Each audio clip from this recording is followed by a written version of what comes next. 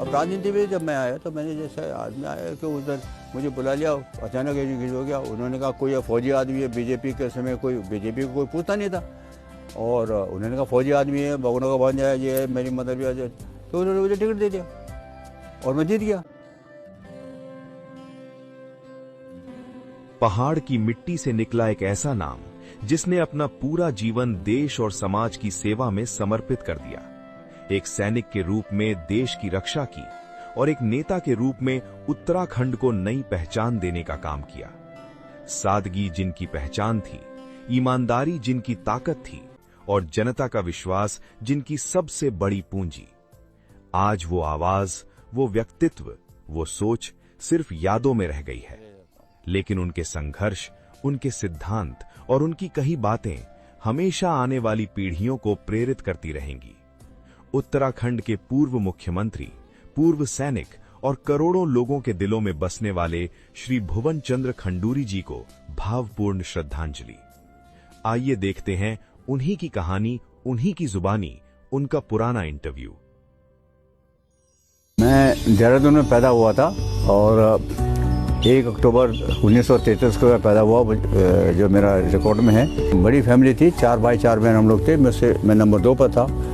बचपन के करीब 5-6 साल देहरादून में रहे। देहरादून में मेरे माता पिता देहरादून में रहते थे और देहरादून में न्यू रोड नाम की एक जगह है, वहीं पर एक बहुत बड़ा मकान उन्होंने बनाया था और वहीं मेरा बचपन तो 3-4 साल भी थे, वो बहुत छोटे थे। उसके बाद कुछ शायद 42-43 में 41-42 में कोई मेरा पूरा फैमिली गढ़वाल शिफ्ट हो गया। देहरादून में कोई प्रॉब्लम हो रही थी और उस समय देहरादून में कुछ अनसर्टेनिटी थी, तो मेरे पिताजी पूरा फैमिली लेके पौड़ी हम लोग चले गए थे।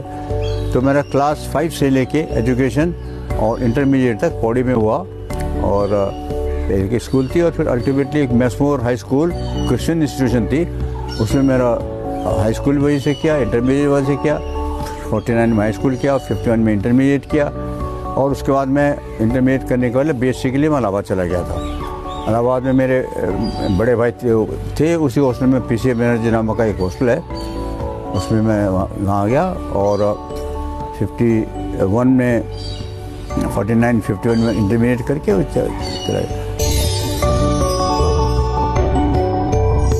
तो 51 के शुरू 52 में मैं इलाहाबाद यूनिवर्सिटी में था और 52 के मिडिल अक्टूबर में समटाइम मैं इंटरव्यू के लिए गया था इंडियन मिलिट्री एकेडमी के, और मेरठ में इंटरव्यू होता था और मेरा प्रवृत्ति कुछ आउटडोर टाइप में ज़्यादा था, खेलता था, तो इसलिए वहाँ पर गया। उसमें मैं छंट गया शायद अक्टूबर के महीने की बात है 52 में। तो 53 जनवरी में मैं अकेडमी में देहरादून गया। मिलिट्री विंग उसको कहा जाता था उस समय एनडीए जो पूना में खड़ा हुआ था वो भी कैबिन टाउन में होती थी, दोनों मिलिट्री विंग और जॉइंट सर्विस विंग उसको कहते थे, वो दोनों वहाँ पर थे। मिलिट्री विंग में 2 साल का कोर्स होता था और 2 साल का 53 जनवरी से लेके दिसंबर तक मैं 2 साल की ट्रेनिंग की है मिलिट्री में और 4 दिसंबर 1954 को मैं फौज में सेकंड लेफ्टिनेंट बन गया।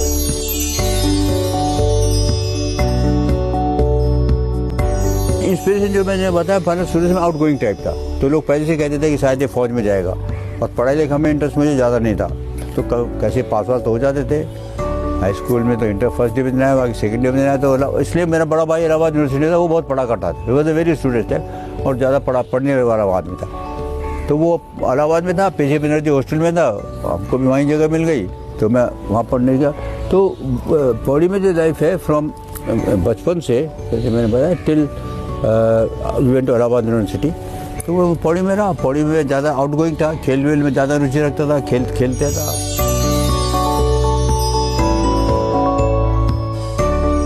चैलेंजेस ऐसा है कि जैसे I didn't have to really struggle very much, so God has been kind to me.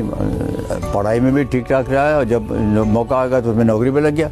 1945 I commission very early as, तो वो 1-2 साल जो इलाहाबाद यूनिवर्सिटी में रहा, 1.5 साल करीब, I did do my BSc because final examination I didn't want to miss.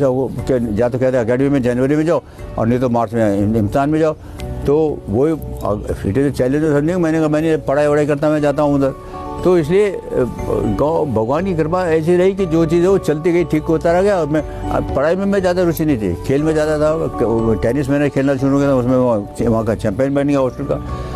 तो इसलिए ये था कि भगवान ने ऐसी कुछ कृपा मेरे ऊपर की है कि मुझे ज़्यादा बाधाएं पड़ी नहीं।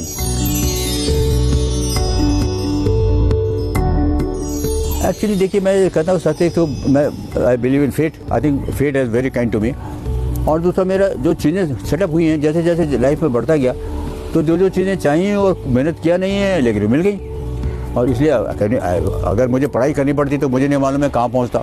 मेरा बड़ा भाई तो बहुत पढ़ा का था, डॉक्टरेट हो गया, ये हो गया, बहुत पढ़ा किया, but he was not successful in life. और जैसे मैंने अच्छी जॉब मिले उसको नहीं मिले थे, तो वो मेरे ख्याल से भगवान की कृपा रही है। और इसमें मेरा कोई ज़्यादा इंडिविजुअल कोई ज़्यादा रोल नहीं रहा। एंड आई वाज थोड़ा हैप्पी को लकी टाइप था। ठीक है, खेल कूद करो, और भगवान की कृपा से उस लाइन में मुझे आगे बैठा गया। 1 अक्टूबर में रिटायर हुआ और अक्टूबर पूरा ऐसे ही घूमते घामते रहे। मैं एक दिन मुझे अटल जी घर से फ़ोन आया कि वो देहरादून जा रहे हैं, आप उनके साथ जाइए। मैं बीजेपी ऑफिस एक आता, फिर क्या था, डॉक्टर मुरली मनोहर जोशी उसमें थे, तो वो पहाड़ गए थे तो जानते थे मेरे पर। तो कहा, तो उन्होंने बुलाया मुझे था और कहा कि तुम बीजेपी में आ जाओ। एक दिन उन्होंने पकड़े बीजेपी का फॉर्म मुझे दस्तखत करा दिया कि आप बीजेपी में आ जाओ। तो आया जैसे ऐसे ऑलरेडी फॉर्म दस्तखत करना दे दिया।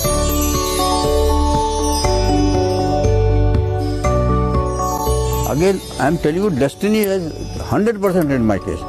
विजय Bagna was to get a ticket from Congress. ये मेरा मामा का लड़का है। तो मैंने कहा, देखो मैं कोई टिकट की बात मुझसे मत करना, मेरा चाचा को, मेरा मामा का लड़का टिकट, मैं नहीं राजनीति के लिए फिट भी नहीं हूँ, मैं जाऊँगा नहीं, उसके खिलाफ थोड़ी लड़ूंगा मैं। और राजीव गांधी ने उसको डिक्लेयर कर दिया था कि उसको मैं टिकट दूंगा। सिचुएशन ऐसी बनी, पता नहीं क्या हुआ, उसको टिकट नहीं मिला। अब डॉक्टर जी ने बोला उसको टिकट नहीं मिला, तुम जाओ। तो हम सब MP बनी। वहाँ गढ़वाल में गए, कुछ पता नहीं था, जीत गए। अब टिकट में मेरे खिलाफ सरसवाल महाराज लड़े थे, ये वॉज मल्टी मिलियनर, और कुछ साथ जीतने का था नहीं। I was a new Qamar and constituency very big. जिस कॉन्स्टिट्यूंसी में आता हूँ उसमें 5 जिले हैं, तो बहुत मेरा कुछ वो जानता नहीं था मुझे, कोई मतलब अपने घर में फौज का आदि था। तो ये सब मैं कहता हूँ destiny and that I begin.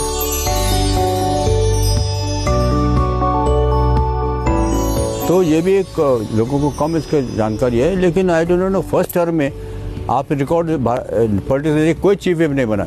और बीजेपी में उसमें करीब 82 आदमी आए थे। बीजेपी के मेन अपोजिशन, अटल जी ने मुझको चीफ व्हिप बना दिया। मैं चीफ व्हिप का मतलब नहीं मुझे मालूम था, आई डिडंट नो, जैसे बिकॉज आज फौजी थे उन्होंने। तो I think with in year, first year I became chief whip. मेरे से पहले 7 टर्मर थे पांडे जी, वो थे चीफ व्हिप। तो मैंने कहा मुझे काम आ रहा है, नहीं बनो। तो जो ये चीज़ें हुई हैं, उसके बाद राजनीति में कैसे आगे मैं बढ़ा, उस राजनीति का ये है कि बड़ा अटल जी का बहुत बड़ा हाथ रहा उसने।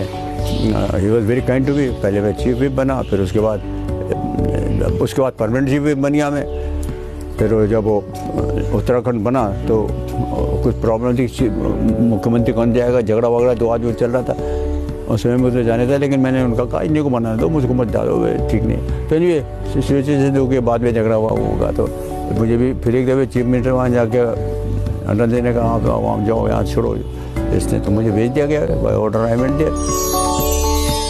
बस मैं ज़्यादा बोल वाल की बात नहीं करता हूँ, मेरे काम करो जिससे। तो वो मैसेज दिया।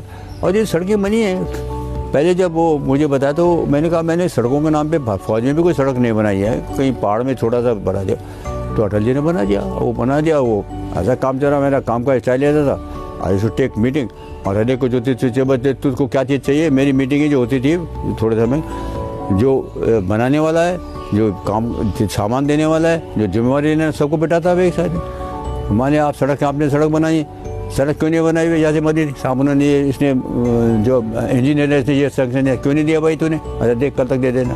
तो I used to get them together और बैठा के उनसे बात करते। और ये मेरी 1-on-1 मीटिंग होती थी, और उससे इतनी तेज़ी से काम शुरू हुआ और लोगों ने बहुत मदद की।